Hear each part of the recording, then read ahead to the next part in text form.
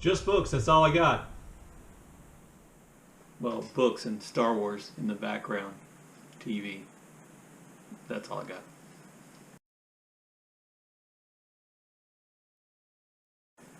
Hello and welcome back to Bookish and welcome to Saturday Hodgepodge. And this week, no politics, no music, no theoretical discussion about anything. Just talking about the 4 books I read already in Shorty September. Off to a great start. Shorty September working its magic, relieving that's the wrong word too, ending my reading slump, I think, and getting me off to a good start. The first book I read was Coraline by Neil Gaiman, which is a children's book. Would you call that a middle grade book? I'm bad at this whole classifying book thing.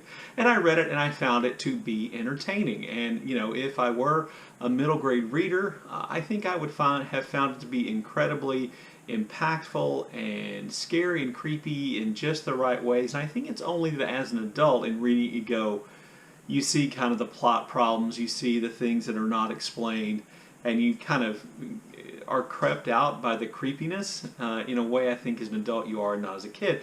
But I did think it was enjoyable. I did think it was inventive. I did think it was creepy and scary in just the right ways, and has that kind of, wow, I just kicked the table, has that kind of, kid as hero saving the day thing going for it. So I thought it was a really effective kind of kids book. I'm happy I read it. I'm not sure it's going to make me want to go on and read more of Neil Gaiman's kind of work as an adult. As I mentioned before, I did attempt to read American Gods and only made it about halfway through. I'm looking this way because the G's used to be somewhere along right here, and now I think they've moved. Anyway, so that was the first book I read this month. The second book I read, a true shorty, and a book that I've had since August, and that is Riambel by Prya Hein.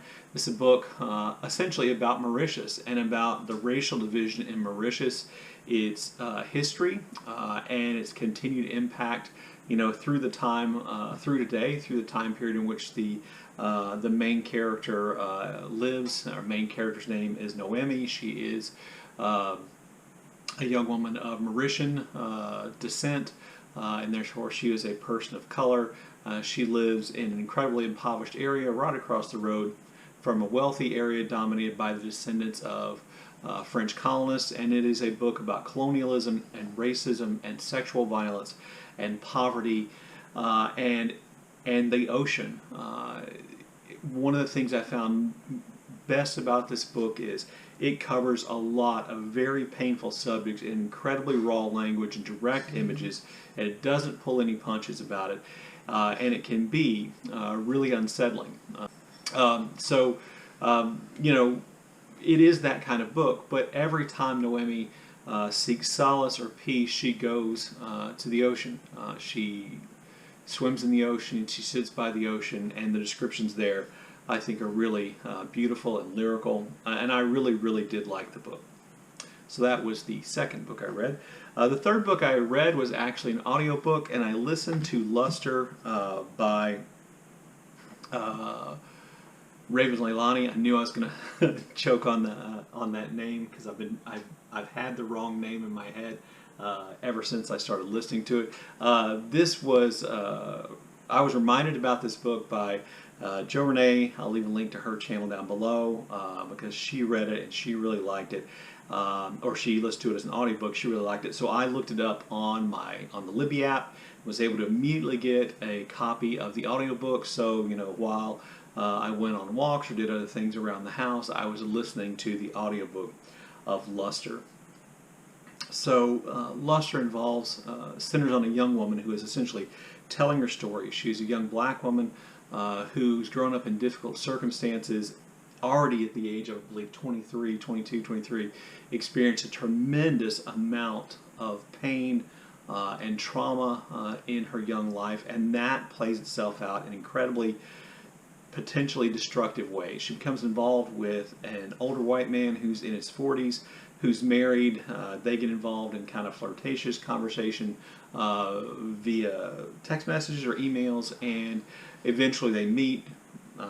He makes it clear to her that he is in an open marriage and his wife's okay with him cheating on her or with having sex with other women, and Noemi, because of her own, I think, issues surrounding sex and her father and the trauma in her life, agrees to engage in this relationship, which, you know, includes physical violence and sex, and truly the idea, I think, becomes clear that she is being used by this man.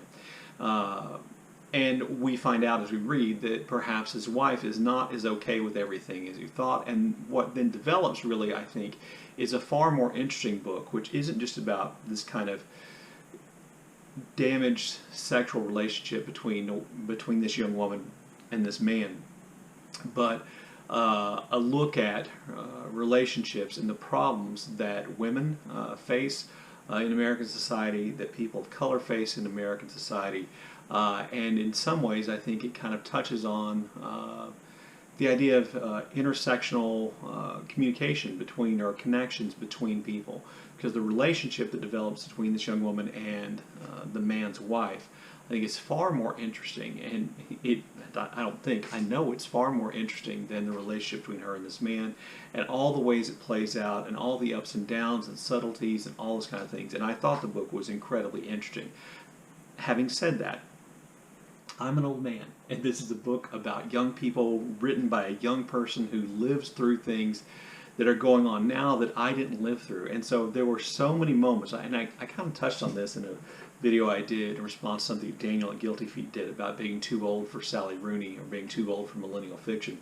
I had a similar reaction, you know, as an old man and a father. I just wanted to say, stop doing these things. You know, can't you see this is destructive? Well, clearly, obviously, the author knows that these things are true. But I had that reaction when listening to what the character was going through, and, you know, all the struggles that she was facing. I had that kind of reaction. But in addition to that, there were things that I thought that the author did, and choices the author made in the book, which I question. One of the things, and this is one of the things where I think, as I was listening, I discovered, I think, the real generational gap between me and the author's book exists, is in the things she included in her book that are kind of pop cultural references, things that people, you know, who, you know, are alive at the time we're talking about it, and particularly young people, would be able to reference and understand. And I understand that that is,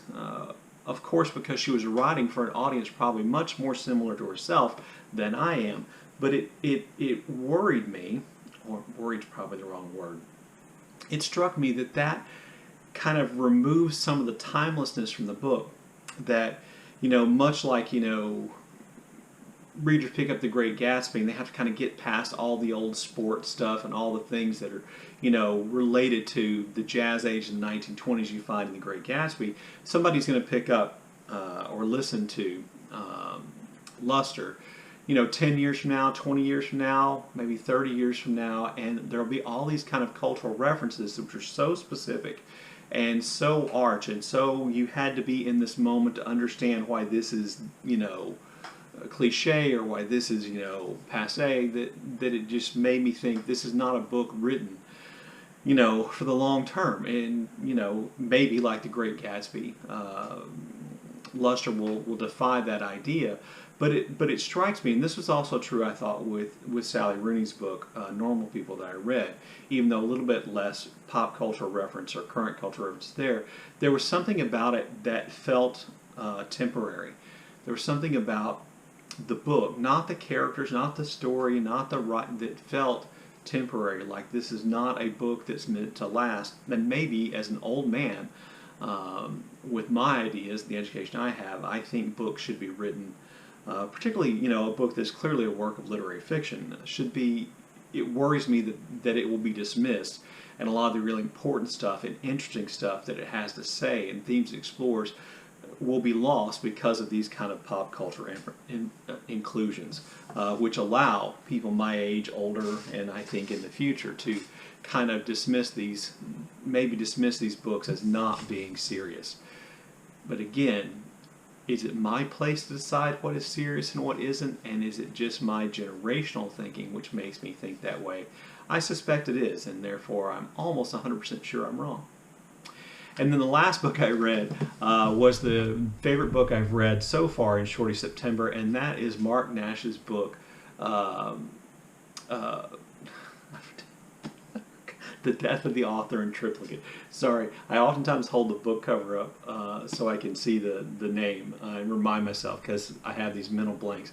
The Death of the Author in Triplicate, Marc Nash's book, which I believe came out in February or March. I am very tardy in reading. You know, Marc Nash is a booktuber, someone I've gotten to know, you know, at least through the booktube world, and exchanged and had conversations with him about things and our love of baseball. Last year, you know, his team, the Phillies, played my team, the Astros, in the World Series. My team won. But despite that, you know, I consider Marc Nash to be a friend, and I also am a fan of his books. This is the third one of his books that I've read, and it is my favorite so far. This was just a book that I really, really liked. I'm going to put it down now because I actually wrote a review of Marc's book because I liked it so much, and I thought the book deserved, you know, even if I'm wrong about everything I say, the book deserved, you know, more than just kind of my normal rambly review. So I actually have note cards, and I'm going to be referring to those note cards as we go along. So what I said here is,